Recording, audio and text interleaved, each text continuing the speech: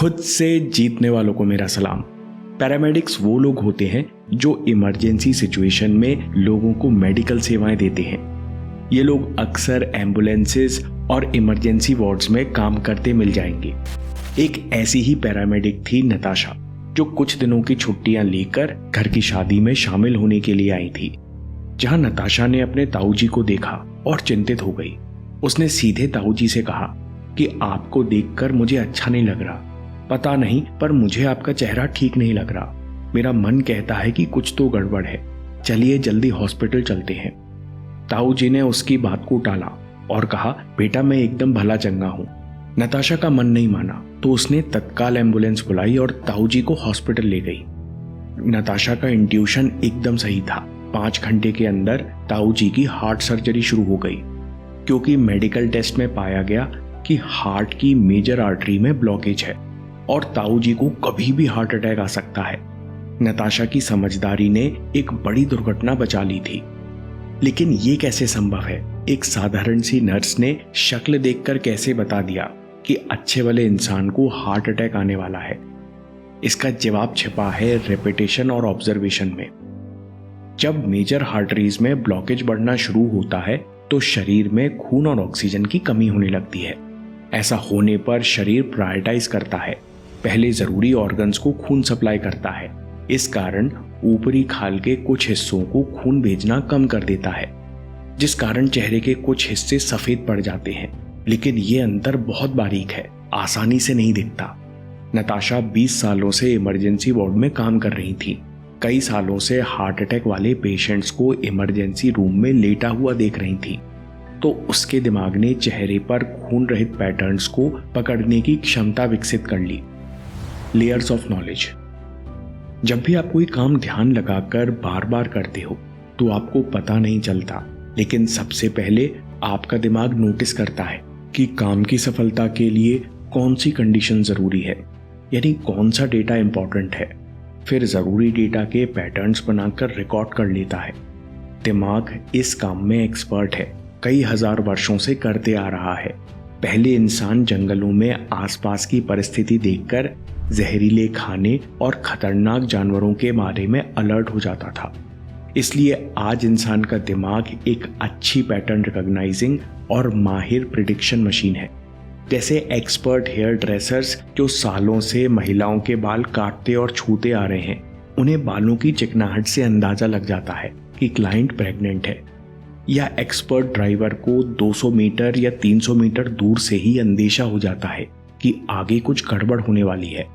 क्योंकि जब भी आप कुछ बार बार अनुभव करते हो तो आपके कॉन्शियसली बिना सोचे दिमाग कैलकुलेशन करके डेटा स्टोर कर लेता है। बाद में ये नॉलेज एक्सपर्टीज के रूप में प्रकट होती है। इसका एक और दिमाग हिला देने वाला एग्जाम्पल है सचिन तेंदुलकर और वेटर की सलाह। ये बात 2004 की है, जब इंडिया और ऑस्ट्रेलिया के बीच टेस्ट चल रहा था और सचिन तेंदुलकर चेन्नई के ताज कोरोमंडल होटल में रुके हुए थे। सचिन कहते हैं कि शाम के समय एक वेटर मेरे कमरे में कॉफी देने आया। उसने धीमी आवाज में पूछा, सर आप बुरा ना माने तो एक बात कहूं? सचिन ने कहा, हाँ बताओ। वेटर ने कहा, सर मैंने देखा है कि जब भी आप एल्बो गार्ड पहनते हैं तो आपके बल्ले का स्विंग बदल जाता है। आपके शॉट्स देखकर लग रहा है कि एल्बो गार्ड के कारण आपको रिस्ट मूवमेंट में दिक्कत आ रही है। सचिन कहते हैं कि वो वेटर 100% सही था। मैं भी कुछ समय से बैट स्विंग और एल्बो गार्ड के बारे में सोच रहा था। सचिन तेंदुलकर कहते हैं, लेकिन मैं हैरान इस बात से था, वो वेटर दुनिया का एकमात्र व्यक्ति था जिसे ये बात पता थी।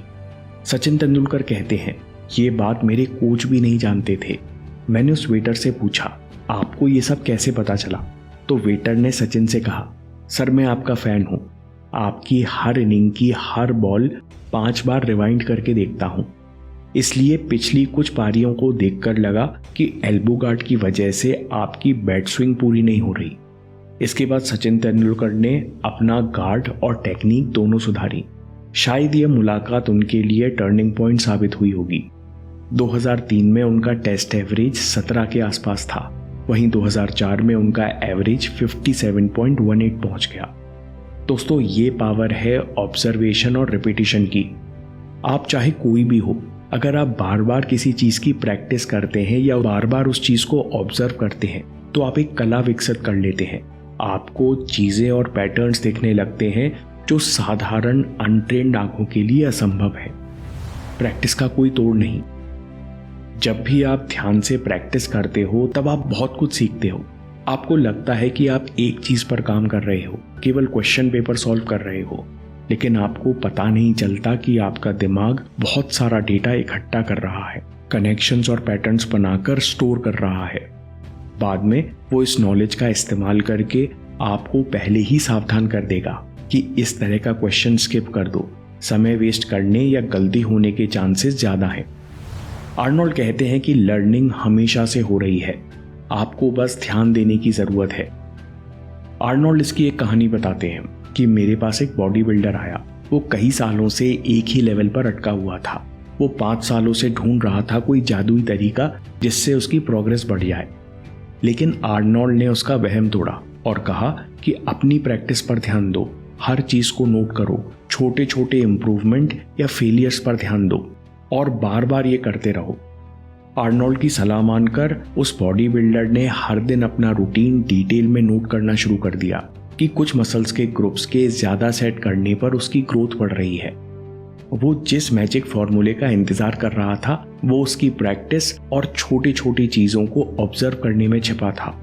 इसलिए दोस्तों, कभी प्रैक्टिस और रेपिटेशंस को कम मत आंको। आप जितना सोच सकते हो उससे ज्यादा फायदा होता है। एक प्रैक्टिकल टिप, आप अपनी प्रैक्टिस को रियलिस्टिक बनाओ। अगर आप 10 क्वेश्चन भी सॉल्व कर रहे हो तो ऐसे सॉल्व करो जैसे आप एग्जाम दे रहे हो।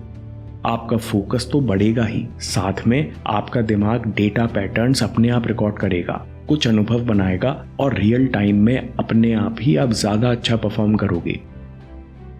दोस्तों, अगर आपको ये वीडियो पसंद आया तो पावर ऑफ सेल्फ डिसिप्लिन पर वीडियो जरूर देखिए। कैसे हर दिन गोल लिखना आपका जीवन बदल सकते हैं। और याद रखिए, आपके समय से कोई वीडियो, कोई ऐप, कोई न्यूज़ कीमती नहीं है। मैं काम के किस्से लाता रहूंगा। हिम्मत, हरकत, होशियारी, हम जीतेंगे।